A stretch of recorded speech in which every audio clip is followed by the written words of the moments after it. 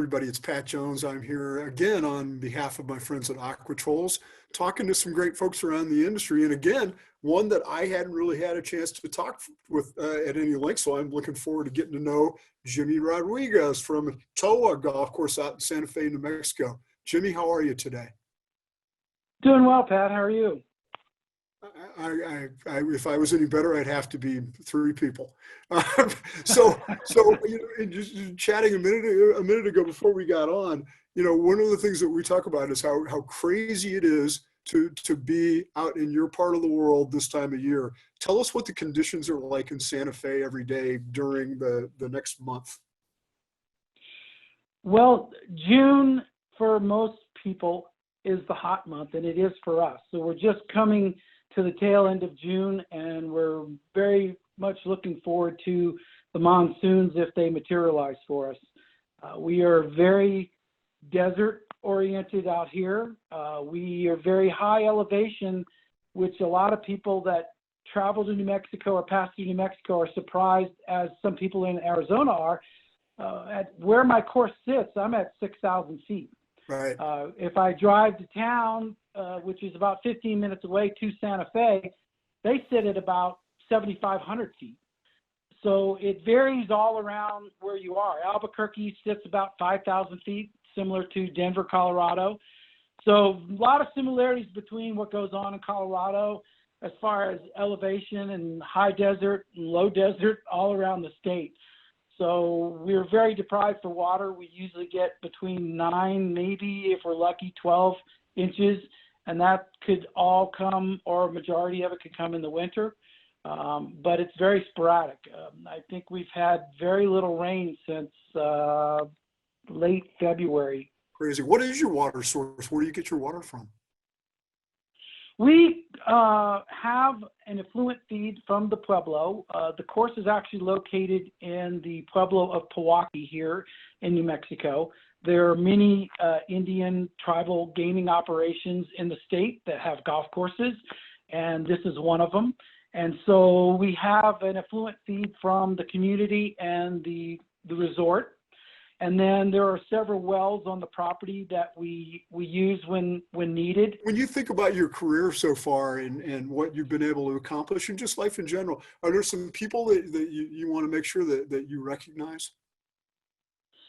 Absolutely. I'm sure many of us, you always go back and I was kind of late in life going into this career. I played golf, and at the time I was working at the Aspen Golf Course, and I decided that I thought this would be an opportunity for me to maybe pursue a career on the summer job. I was teaching snowboarding at the Aspen ski schools in the winters, and I was working at the Aspen Golf Course. Mm-hmm. And I decided to go back to college at the age of 40.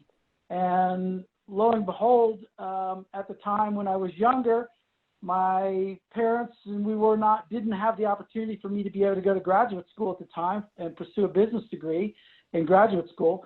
And my mom and dad said, hey, if that's something you want to do, we would like to help you out with that. So my mom and dad were very instrumental in helping me being able to pursue this second career opportunity, or to be a late bloomer in a different industry or right. something. And then the guys that I was working with, I was working at the Aspen Golf Course, and Steve Aiken, who is still the Sure. superintendent at the course. Steve, that was his very first year working at the course. When I arrived and started working at the course as a laborer, that was his first year as the superintendent at that course. And I actually worked more directly with Dominic Lanise, who was one of the assistants at the golf course. And Dom happened to be a very good friend of another very good friend in the area that helped me get that job, Steve Martin. And right. Not the Steve Martin, but Steve Martin, nonetheless. And so, these guys had played ball together, and Steve talked to Dom about me. And so then I got a job on the crew, and the rest, as they say, is kind of history. I just worked my way up through the crew, learning all the jobs that I could, and finally got to a point where I felt like I was ready to kind of maybe jump to the next level and try to be an assistant somewhere. And I landed a job over in the Grand Junction area, which is yep. As a crow flies, not too far from Aspen. And it was a Jim Ing design. Yep. Jim. And I went to work over there for the superintendent. It was his actual first superintendent job, Andy Nickery. And Andy had been working in the Roaring Fork area and was working over, he worked at Aspen Glen, and that was where he was. And then he moved out and took this job as superintendent. So I went to work for him over there in that area as his first assistant. So, yeah. No, you just kind of move through the process and through the chairs and learn as you go. It's still the most, after 35 years of yapping with you guys, I'm still always amazed at those stories. There's a lot of happenstance that leads people to these wonderful jobs where there'll be one thing that's not happenstance is agronomy. And I know that you've relied on companies like Aquatrols over the years, but particularly where you're at, where water is the single most precious resource that a golf course superintendent can have. And not just about getting it to the golf course, but it's about using it once you get there and making sure that you're using your moisture management programs, well. Tell me about how you use Blast, because I think it's interesting and it's a little different perspective for people who aren't necessarily in the Southwest to learn a little bit about what you do with Blast and how it helps you. Sure. My water and soil is very high in pH, at least for where I've been around. I average usually about 9.2 to 9.4, depending on the time of the year on the pH scale.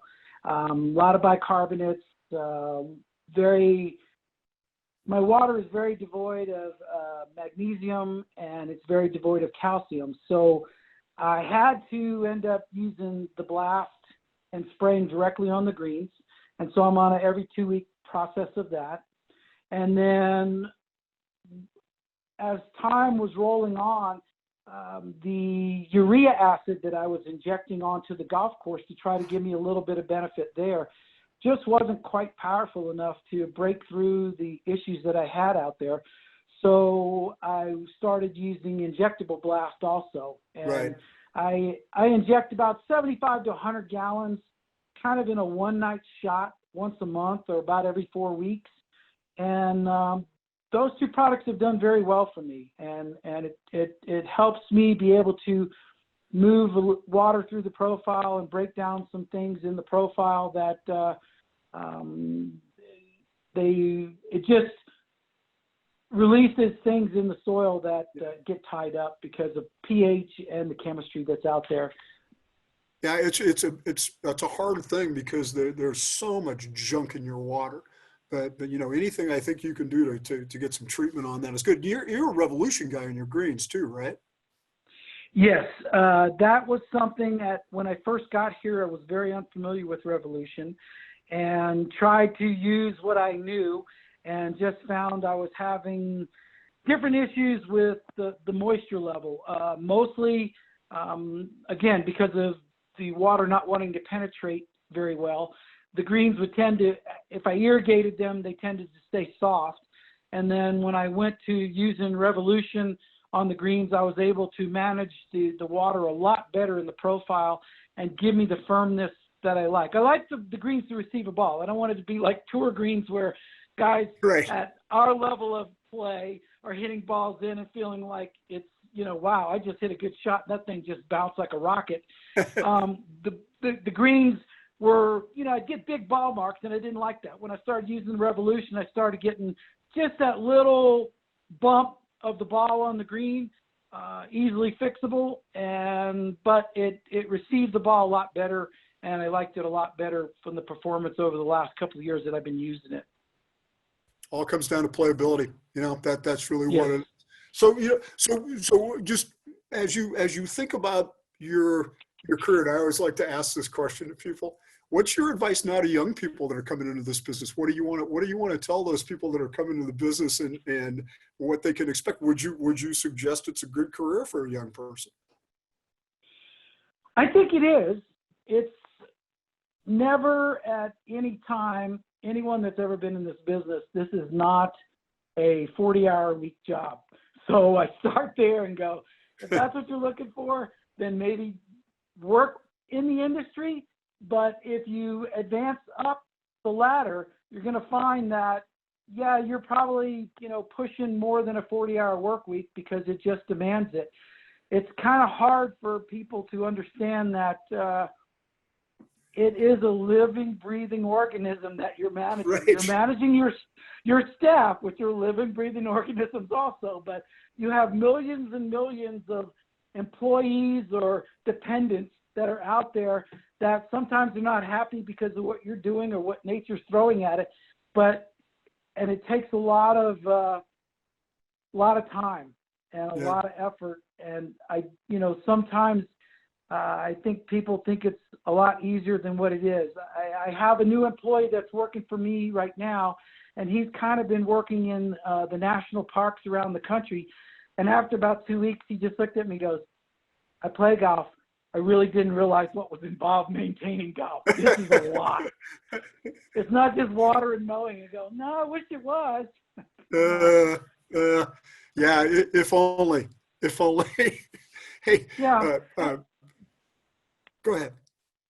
And I think it's I think there's a lot of rewards to this. In this career, there's a lot of mornings and that you're out there and it's very quiet, it's very beautiful, and you take that in, because once the day gets going, it's really hard to appreciate that. And I think for me, that's what I most like about it, is when you head up in the morning with the guys and you're heading out onto the course and no one's out there, and it's kind of your time for at least an hour, half hour, and then it belongs to everybody else for the rest of the day. That's it. I've heard that story so many times. I call that the origin story, where pretty much everybody I've ever talked to in the business has had that moment out there on the golf course, first thing, as light is breaking and Bambi is jumping across the fairway and stuff. And some little genetic thing in you triggers and says, I want to do this for the rest of my life. So I'm glad we finally got to meet each other and spend a little time. Absolutely. And thank you so much for being a victim here on Turf Zoom. And I hope you have a great rest of the season and that you survive everything that gets thrown at you. Okay? Thanks, Pat. I enjoyed it very much. Thank you. And we'll be back soon with another edition of Turf Zoom from Aquatrols.